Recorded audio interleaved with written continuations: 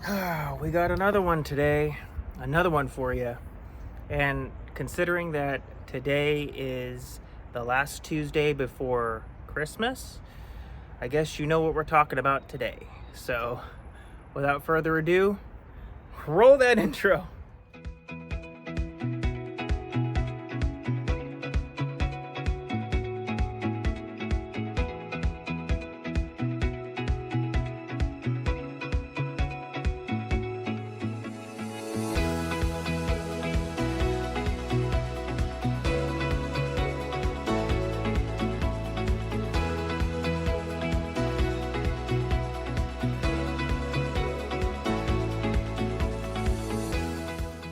All right, so before we dive into today's topic, I just wanted to take a moment and say that today, December 19th, 2023, marks 1 year since I started this channel last year. It's crazy. Been on here for an entire year.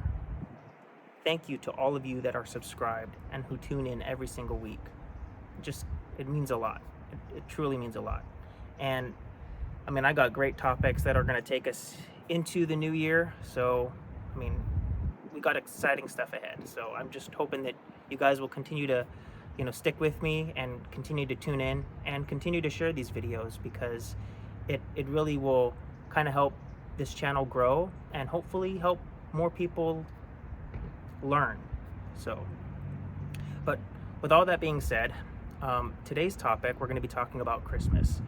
But before I actually really dive into it, I want to ask the question, what is the history of Christmas? So I have a clip for you. I got two clips to show you this week, or in this video, and they're a bit long. Both of them are kind of pushing 4 minutes and then I think like 5 minutes, but it's really beneficial, and I think it really has a lot of pertinent information regarding this topic. So the first clip is going to be the history of Christmas. So go ahead and check this out, and then we'll come back and kind of discuss this clip. We've all heard the biblical origins of Christmas, but societies have been celebrating light and birth in the darkest days of winter centuries before Jesus walked the earth.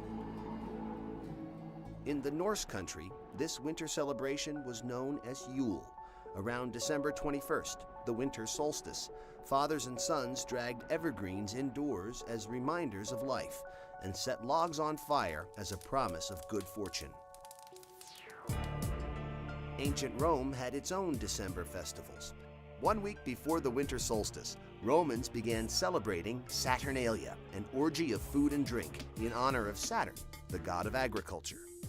Some Romans, particularly soldiers and government officials, also worshipped Mithra, the sun god. It is believed that to this small but powerful sect, the birthday of Mithra, December 25th, was the holiest day of the year. By the 1st century AD, pagan traditions were being challenged as Christianity took hold throughout the empire. But Christ's birth date remained a mystery, since the Bible doesn't mention exactly when he was born. Since pagan Rome already celebrated the birth of Mithra on December 25th, it is theorized the Church adopted the date as the birth of the Christ child.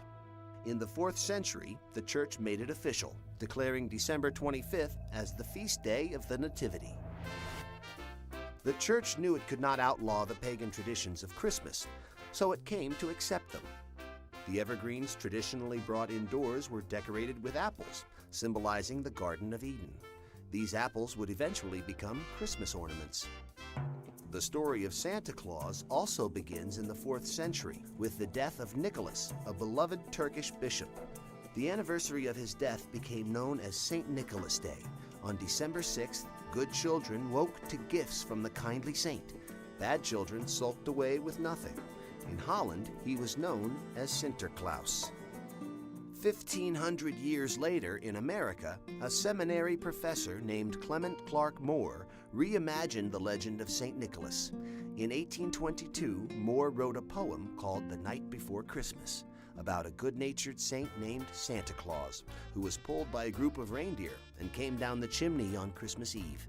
Like St. Nicholas, Santa Claus spread good cheer and gave gifts to children. Less clear was exactly what this Santa Claus looked like. Then in 1863, Thomas Nast, a cartoonist for Harper's Weekly, settled the matter once and for all with his version of the Christmas Saint. Nast's Santa was rotund and jolly, with a full white beard and a sack full of toys. An American icon was born. Pagan origins, huh? That sounds an awful lot like Halloween. How the church kind of adopted this idea or this holiday and tried to make it more receptive to the people going to church. I mean, look how big Christmas is. Look how big it is. It's such a huge thing. People go to church twice a year, and one of those times is usually on Christmas. It's been so adopted into the church culture that I don't think us as Christians even take a second look or have a second thought about what the origins of it was. And then it leads me to even ask, where does Santa Claus fit into all of this? If it's supposed to be Christ's birthday, then where does Santa Claus come in at? Why is there Santa Claus? And some of you might be thinking, well, the people who don't go to church or who don't believe in church or believe in God, they put up Santa Claus. But for us that do, we put the nativity scene up, and we don't have Santa Claus. We put up the Christmas trees and the ornaments and things like that and the lights, but we don't put up Santa Claus. Yeah, but still, it is so publicized with Santa Claus and reindeer, and then the church just kind of wants to step their foot in and observe it as well. And it's not even Jesus's actual birthday. And this is what I hear a lot of people say is, well, we don't know his actual birthday. So they just adopted December 25th. But if you actually take some time to research it, you can actually kind of pinpoint when his birthday was. And which leads me into this other clip that I have. And I want you guys to check this out and see how they break this down. I think it's really well done, how they break down when Jesus' birthday was. So go ahead and check this clip out, and then we'll come back and discuss this. If Jesus wasn't born on December 25th, then when does the Bible say he was born? It's actually provable and very simple. In order to identify the time when Jesus was born, we have to start with John the Baptist, because we know exactly how many months that Jesus was born after John. The Gospel of Luke shows that before John was born, his father, Zacharias, was performing his priestly duties in the temple when an angel appeared and told him that he and his wife, Elizabeth, would have a son named John. So when he finished his priestly duties, he went home, followed instructions, and Elizabeth became pregnant. She conceived shortly after Zacharias came home from the temple. So if we can determine when he served in the temple, we can know when she became pregnant, when John was born, and finally, when Jesus was born. The priests were broken into 24 groups or divisions, with each division serving in the temple for 1 week at a time, from Sabbath to Sabbath. They continued in their weekly rotation except during the 3 annual holy day seasons when all 24 divisions served together. Zacharias was of the division of Abijah, which was the 8th of the 24 divisions. In the year 5 BC, which many scholars agree was the year John was conceived, the first group of priests began their service on the Sabbath of what today we would call April 8th. Their service ended the next Saturday, April 15th. So the second week in the weekly rotation was from April 15th to the 22nd. The next week was actually the Feast of Unleavened Bread, when all the priests served together. This was from April 22nd to the 29th. Divisions 3 through 7 lasted from April 29th to June 3rd. Then June 3rd to the 10th was the 8th division, when Zacharias served in the temple. But the Feast of Pentecost was actually on Sunday the next week, when all the priests would be in town from June 10th to the 17th. So Zacharias would have been serving in the temple for 2 consecutive weeks. It was during this time the angel told him that he and his wife would have a son and name him John. Luke 1 verses 23 and 24 say, As soon as the days of his service were completed, he departed to his house, and his wife Elizabeth conceived. Assuming she became pregnant during the following 2 weeks, June 18th to July 1st, we can count the normal 40 weeks of pregnancy from that time and know that John would have been born between March 25th and April 7th in 4 BC the following year. Now that we know the approximate time John was born, we can know when Jesus was born, because in the 6th month of Elizabeth's pregnancy, Mary became pregnant with Jesus, meaning Jesus would have been born right at 6 months after John the Baptist. This would bring us to the fall of 4 BC.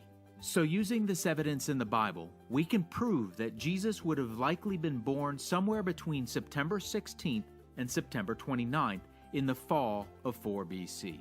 His fall birth actually corresponds with the chronology given in the Gospels, indicating that Jesus was 33 and a half years old when he was crucified in the spring of 31 AD. And this autumn birth would have also been on or around what the Bible calls the Feast of Trumpets, a day that pictures the return of Jesus Christ. Being able to prove these truths from the Bible strengthens our foundation as Christians. So according to that clip, his birthday is actually in September. And this is what I hear a lot of people say. Oh, we don't know. We don't know when his actual birthday was. And it doesn't really matter. As long as we celebrate his birthday. His birthday is December 25th, because that's when the church adopted it. But let's make this personal. Let's walk this into our lives a little bit. Your birthday. Think of your birthday. And think of people celebrating your birthday on a day that's not your birthday. On a day that actually is significant of something else, something toxic and something just completely not you, that you don't even want to associate yourself with. And they're like, well, we're celebrating your birthday on this day. Would that really make you happy? Would you really take the stance of, it doesn't matter, they're celebrating my birthday, even though it's not my day, it doesn't really matter? No, it does matter. It's not your birthday. You were not born on that day. So why would you celebrate that day being your birthday if you weren't born on that day? It just does not make sense. Same with Jesus. Think of the name alone. Christmas, right? Like more of Christ. More of Christ. So you want more of Christ, but you don't want to celebrate the day he actually was born? You just want to celebrate a day that everybody else is trying to celebrate it because the world is like, this is the day. This is the day we choose. This is the day we're going to celebrate. And then the church is like, okay, we'll hop along and do the same thing. Everybody else is celebrating this day. It's so publicized, so we'll just make it our own. No. We have to do better as a church and as Christians, fellow Christians. We cannot celebrate something that has pagan origins that's not even his actual birthday.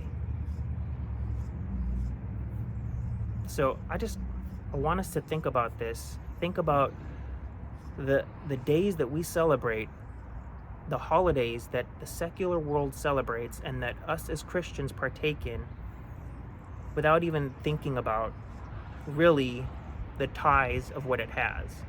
The Bible is clear on pagan worship.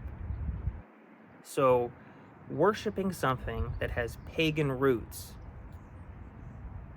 and trying to classify it as a Christian holiday and trying to make it look like a Christian holiday using other gods' names. We have to be careful. We have to be careful what we do. We have to set ourselves apart. So on a holiday like, the one approaching, let's just be mindful about what we're doing and what we're teaching our kids and the examples that we're setting for them. It matters. The things that we do, the words that we say, the holidays that we observe, and why we observe them. It all matters. So just take a moment and think about this, at least. That's all this video is for. It's just to let you guys sit with this and think about this. So I hope this helped at least break this down a little bit more and kind of gave you some insight into whether we should or should not be observing Christmas. So if you guys enjoyed this video, please like and subscribe and comment your thoughts below and let me know. And until next week, stay safe and be blessed.